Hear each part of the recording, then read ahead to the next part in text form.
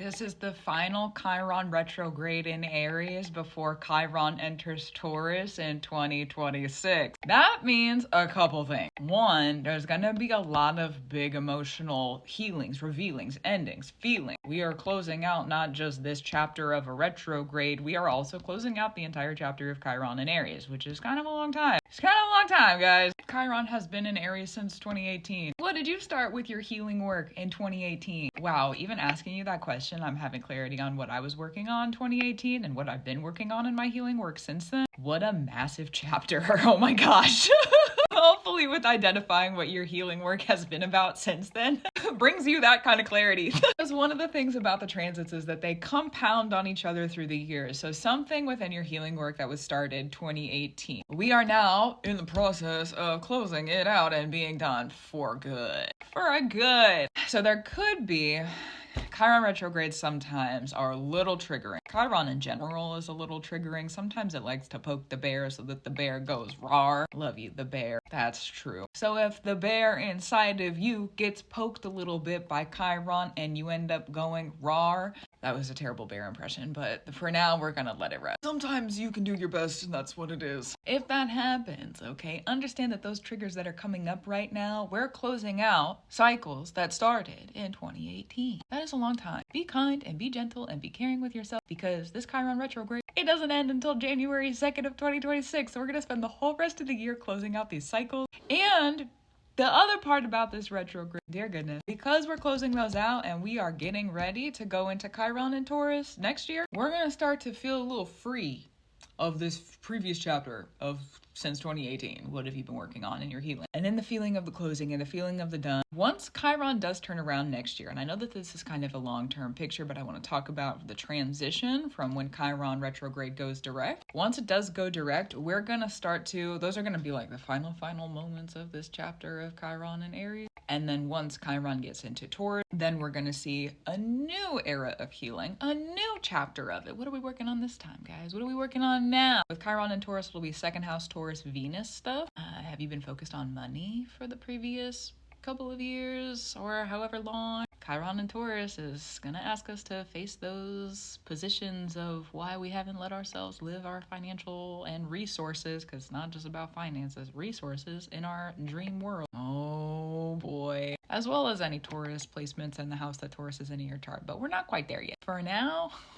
with the Chiron retrograde in Aries, understand that things are getting done for the final time, and then we're signing on the dotted line once Chiron goes direct. Not a lot, like there's room to further inspect, but it also too, because Saturn has been in Aries for a while, Neptune has been in Aries for a while, they've been helping us also kind of learn the lessons of this Chiron energy that we've had for some time now. Saturn is also consistent with its lessons. So if you're someone who is Saturn oriented, Neptune oriented, and you've been feeling the difference with those planets in Aries, more than likely there's been an extra layer of healing that's been, in addition to that on a natural level. So lean into that for sure. Both Saturn and Neptune are going to retrograde out of Aries this year. So we'll just be back to Chiron for a second. But being consistent and having that Saturn support and the Neptune support come in with the healing, that's something to think about as well. It's a placement, this retrograde, especially with that Saturn and Neptune, it's asking us to finalize a process of maturing. What have you become more mature in? Let's make sure that maturity sort of sets in. And sometimes being mature,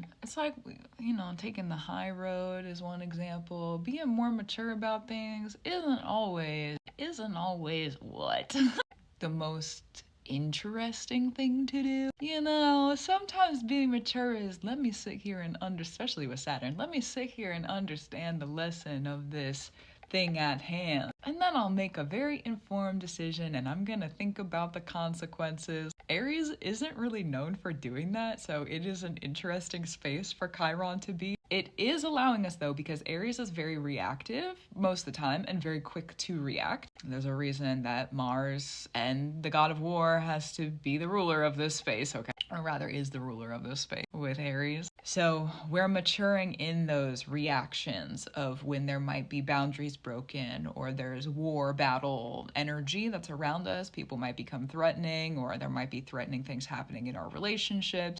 Oh dear gosh, that's a lot. That's a lot. So if you're noticing that those reactions have turned and you are different, you're reacting differently. I know I've been noticing this over the previous about year. I react to situations differently now. That is what is coming into more of a finalization. And with learning how to be more mature and learning about that reactivity in oneself, there's more than likely going to be kind of the final triggers of reactivity that are coming up in this retrograde. And also when the planet goes direct too, like I said, that's going to be us kind of signing on the dotted line. Okay, see you next time. It'll be a while. So gratitude, reverence, and love to you. Keep up the brew that you do. I for sure will too. I'm looking forward to the maturity that this Chiron retrograde and Chiron, the end of Aries, is offering to us. We're getting ready for a new healing journey, which means we're closing this one out. Dude, so many endings in this year and in the previous year and kind of in the upcoming one also. Next year is going to be a little different though. It's going to be endings because there's a lot of new beginnings, so it'll be different. But this year astrologically has a lot of endings in it. More on that in another video another time. But